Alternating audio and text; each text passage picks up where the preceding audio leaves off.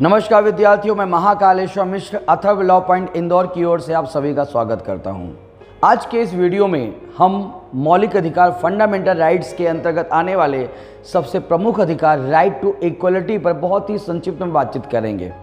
आज का topic start करने के पहले मैं आप लोगों से रिक्वेस्ट करूंगा कि कृपया करके चैनल को सब्सक्राइब कर लें, लाइक करें।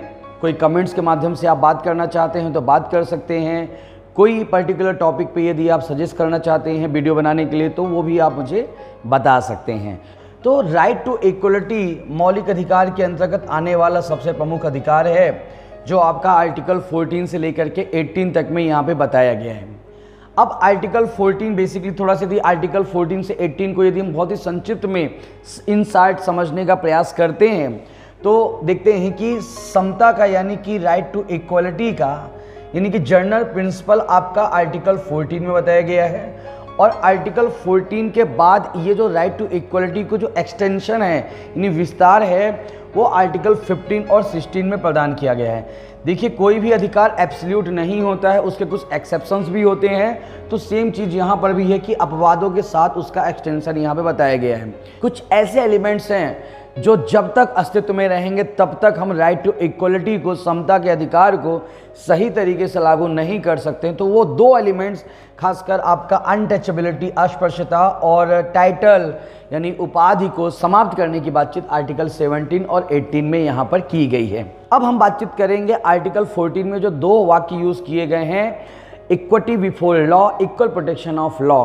तो आर्टिकल 14 में जो पहला वाक्यांश है, विधि के समक्ष क्षमता, इक्विटी बिफोर लॉ, बेसिकली इस वाक्यांश को, इस शब्द को इंग्लैंड से प्रोफेसर डाइसी के रूल ऑफ लॉ से लिया गया है, जो बेसिकली ये बातचीत करता है कि समान परिस्थितियों वाले व्यक्तियों के साथ अधिकार कर्तव्यों के अधिकारों में समानता का व्यवहार करना चाहिए। लेकिन ये नकारात्मक वाक्यांश माना जाता है। नकारात्मक वाक्यांश इसलिए माना जाता है ये क्योंकि ये आइडियोलॉजी की बातचीत करता है, बेसिक प्रिंसिपल की बातचीत करता है, लेकिन प्रैक्टिकलिटी के साथ ये बातचीत करना नहीं चाहता है। इंग्लैंड से इसको लिया गया है, लेकिन वहाँ पर ये कहा गया है कि किंग कैन नॉट रॉन्ग, राजा गलती नहीं करता है।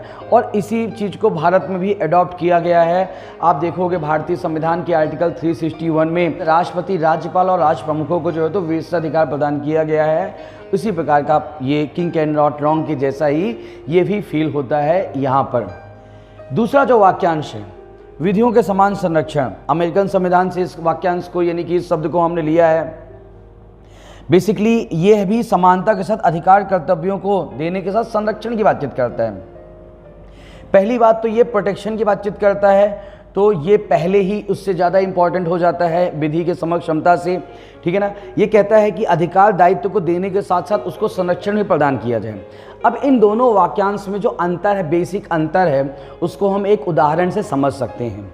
देखिए, जैसे मान लीजिए कि एक दीवार है, दीवार के उस तरफ मैच चल रहा है, ठीक है ना। ये जो मैंने बनाया यहाँ पे वॉल है, वॉल के उस तरफ मैच चल रहा है और तीन व्यक्ति यहाँ पर मैच देखने के लिए खड़े हुए हैं। अब देखिए, ये हमारे छोटे सिंह है, ये मझले सिंह है, ये बड़े सिंह है ना। ये तीन व्यक्ति यहाँ पर मैच देखने के लिए खड़े हुए हैं। अब यहाँ पर देखिए तो हमारे बड़े सिंह है, दीवार के उस पार देख सकते हैं क्योंकि दीवार से ज़्यादा उनकी हाइट है तो प्रॉपर्ली देख सकते हैं, लेकिन हमारे मझले सिंह अभी दीवार के और छोटे सिंह बहुत नीचे हैं।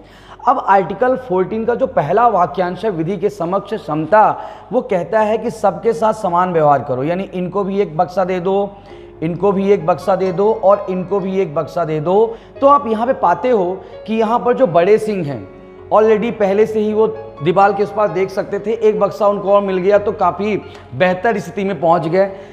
जो हमारे यानी इस प्रकार से सबको समानता का साथ व्यवहार करने पर यदि फ़ायदा किसी को हुआ है तो मझले सिंह को हुआ है, क्योंकि बेसिकली वो पहले मैच नहीं देख पा रहे थे, अब देख रहे हैं। लेकिन सबके साथ समानता का व्यवहार करने से हमारे जो छोटे सिंह हैं इनको कोई फ़ायदा नहीं हुआ है, अभी भी ये दीवार के इस तरफ ही हैं। तो कायदे से कहना चाहिए कि यहाँ पर हमें इस प्रकार से राइट टू इक्वलिटी को एस्टेब्लिश करना चाहिए कि सबका फायदा हो। तो फिर यहाँ पर जो दूसरा वाक्यांश है, विधियों के समान संरक्षण, ये क्या कहता है? ये कहता है कि सबसे पहले जो अनइक्वलिटी है समाज में, उस अनइक्वलिटी को दूर करो। यहाँ पर जो हमारे बड़े सिंह हैं, बड़े सिंह को बक्से की आवश्यकता नहीं है क्योंकि ऑलरेडी मैच का प्रॉपर लुत्फ उठा रहे हैं, इसलिए उनको बक्से की आवश्यकता नहीं है।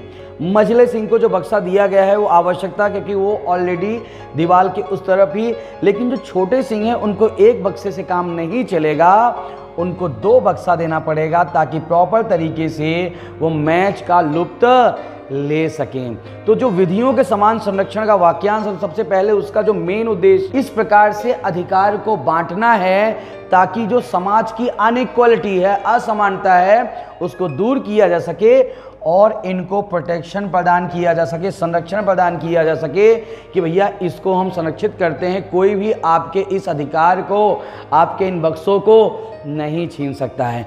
अब थोड़ा थोड़ा आपको आइडिया आ गया होगा कि बेसिकली ये जो दूसरा वाक्यांश है आर्टिकल 14 का, यहीं से आपका एक सबसे प्रमुख चीज निकल के आया जिसको आप बोलते हो आरक्षण। ठीक है ना। तो कई बार ये आर्टिकल 14 में ध्यान रखिएगा कि आर्टिकल 14 का जो ये दूसरा वाक्यांश है इक्वल प्रोटेक्शन ऑफ लॉ, यहीं से आरक्षण शब्द निकल के आया है। तो उम्मीद करता हूँ कि आर्टिकल 14 के दोनों वाक्यांश का एक्चुअल सही मतलब मैं बहुत ही संक्षिप्त में आपको बताने में सफल रहा हूँ। तो मिलते हैं किसी और अच्छे बेहतर टॉपिक के साथ। जय हिंद, जय भारत, नमस्कार।